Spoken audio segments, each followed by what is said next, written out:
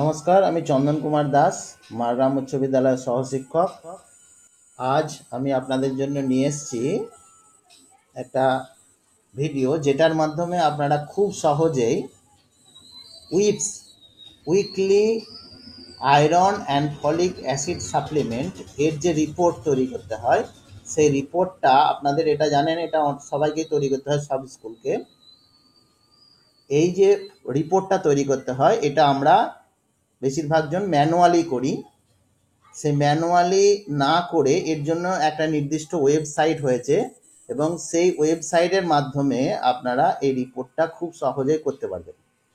তা আসুন দেখা যাক কিভাবে আমরা এই রিপোর্টগুলো ওয়েবসাইটের মাধ্যমে তৈরি করব। তা সেটা তৈরি করার জন্য একটা ওয়েবসাইট অ্যাড্রেস দেওয়া রয়েছে, সেই ওয়েবসাইট অ্যাড্রেসের মাধ্যমে আমরা এটাকে করব। সেই ওয়েব অ্যাড্রেসটা হচ্ছে এইটা। তা প্রথমে আমরা যেটা করব সেটা করব, একটা ওয়েবসাইটে চলে এসেছেন, weekly iron and folic acid supplementation, এই যে এখানে চলে এসেছেন। এখানে ইউজার নেম হিসাবে দেবেন আপনার স্কুলের ডাইস কোড।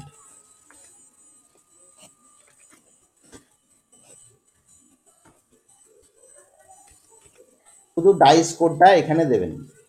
পাসওয়ার্ড হিসাবে দেবেন 12345। এরপরে লগ ইন করুন।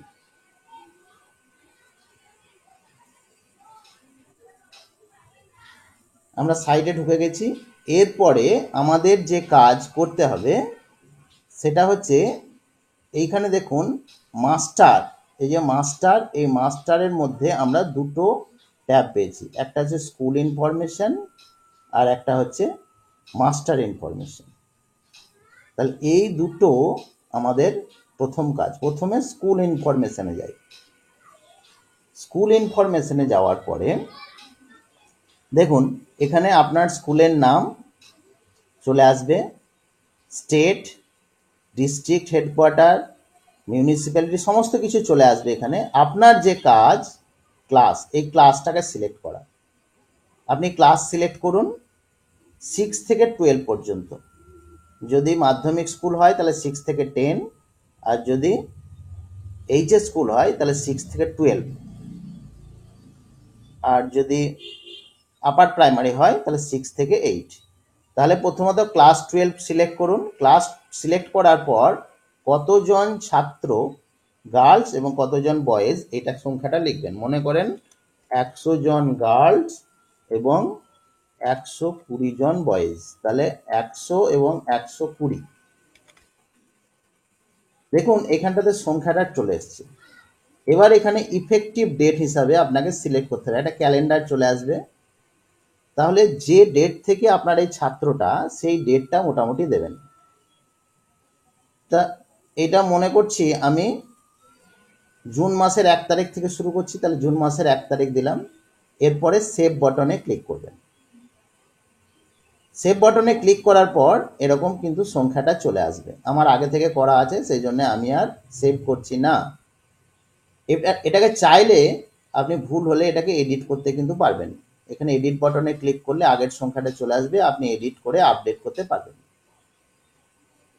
এভাবে 6 হয়ে গেল। 6-এর পরে 7, 7টাকেও করবেন।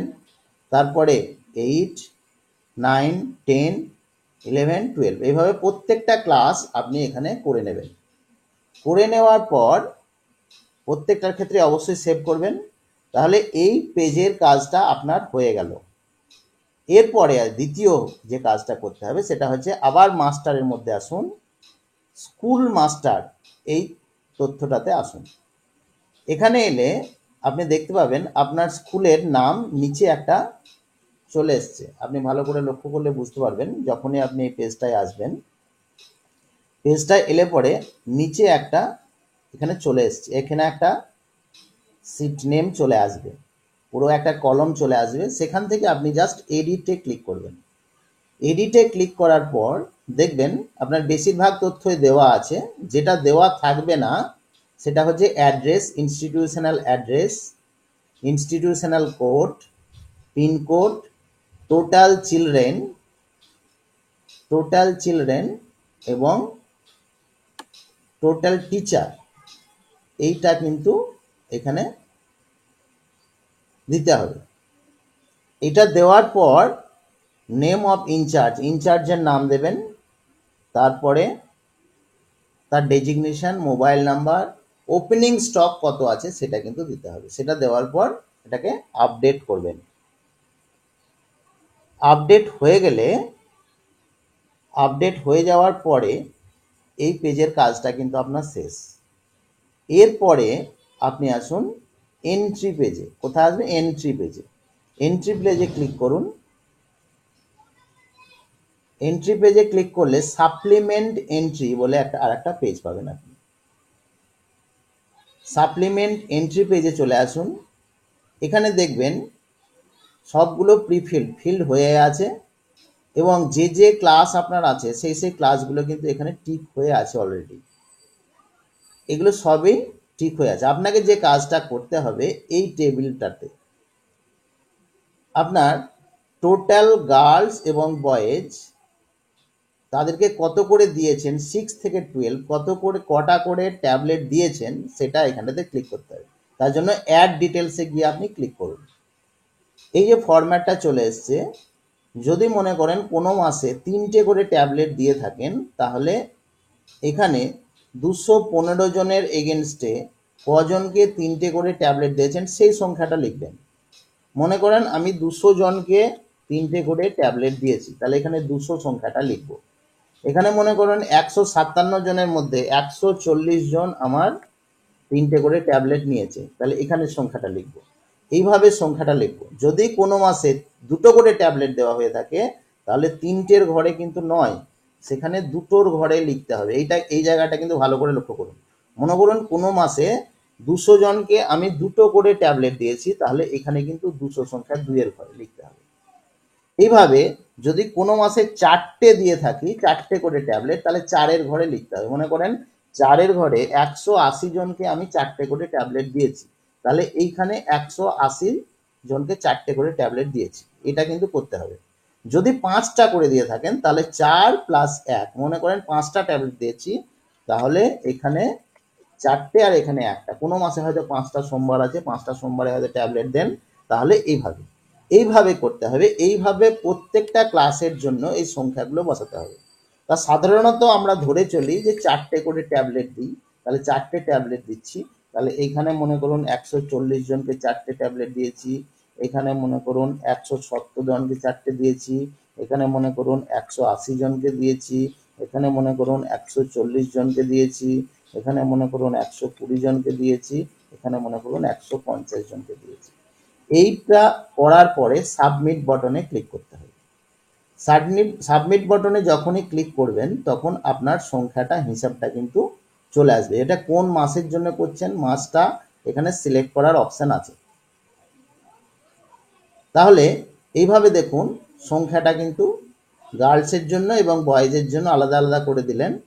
আমার যেমন জুন মাসের জন্য আমি করছি, আমার 2টো করে ট্যাবলেট দেওয়া হয়েছে 1048 জন মেয়েকে এবং 1011 জন ছেলেকে। তাহলে মোট আমার এত সংখ্যক ছেলে মেয়েকে ট্যাবলেটটা দেওয়া হয়েছে। তাহলে কভারেজ কত হলো? 84.93, 84.89%। এইভাবে এটা হলো। এবার যদি explanation for reduce student consumption against total মান টার্গেট, কোনো কারণে যদি কোনো স্টুডেন্টরা না নিয়ে থাকে, তাহলে এইখানে এক্সপ্লানেশনে ক্লিক করতে হবে। নো এক্সপ্লানেশন ডিফল্ট থাকবে। আপনি এখানে ক্লিক করলে school closed, school absent, refused, out of stock, any other, যে কোনো একটা দেবেন। তো এনি আদারে যখন আপনি ক্লিক করবেন, তখন কিন্তু পাশেরটা অ্যাক্টিভেট হয়ে যাবে, তখন সেখানে ডেসক্রিপশনটা দিতে হবে। আদারওয়াইজ যদি স্কুল বন্ধ থাকে, তাহলে স্কুল ক্লোজ, তাহলে দেখুন এখানে আর কোনো অপশান নাই। এরপরে total number of teacher and staff, তারা 4টে করে ট্যাবলেট মানতে নেয়, সেই টিচার এবং স্টাফের সংখ্যা এখানে দেবেন। এবার টিচার এবং স্টাফদের মধ্যে যদি না নিয়ে থাকে, তার কারণটা এখানে উল্লেখ করবেন। এইভাবে পুরোটা যখন ফিল আপ হয়ে যাবে, এরপরে আপনার এখানে কিছু তথ্য চেয়েছে, সেই তথ্যগুলো আপনারা এখানে দেবেন। তথ্যগুলো দেওয়ার পরে দেখুন ওপেনিং স্টক অটোমেটিক্যালি চলে এসছে। যদি এ মাসে কোনো রিসিভ করে থাকেন সেই সংখ্যাটা এখানে দেবেন। ইউটিলাইজ কত হয়েছে অটোমেটিক চলে এসছে। এক্সপায়ারি ডেটের সহ যদি কোনো থাকে সেটাও এখানে দেবেন। তারপরে তাহলে টোটাল ক্লোজিং স্টক এখানে চলে এসছে। অ্যালবেন্ডাজল যেহেতু আমাদের দেওয়া হয় না সেই জন্য এখানটাতে এগুলো জিরো থাকবে। এরপরে সেভ অ্যান্ড ফরওয়ার্ড বাটনে ক্লিক করবেন। সেভ অ্যান্ড ফরওয়ার্ড বাটনে ক্লিক করলে আপনার কাজ হয়ে গেল। এরপরে আপনার রিপোর্ট জেনারেশনের কাজ। তাহলে রিপোর্ট জেনারেশনের জন্য আপনি রিপোর্ট বাটনে ক্লিক করুন।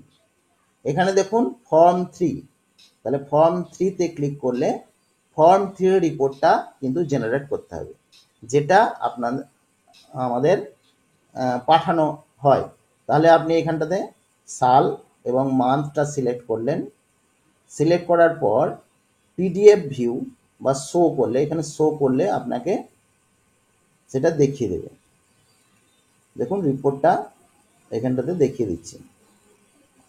এই যে রিপোর্টটা দেখিয়ে দিল, এই রিপোর্টটা দেখানোর পর আপনি চাইলে এখান থেকে প্রিন্ট করতে পারবেন বা এখান থেকে পিডিএফ হিসাবে সেভ করতে পারবেন।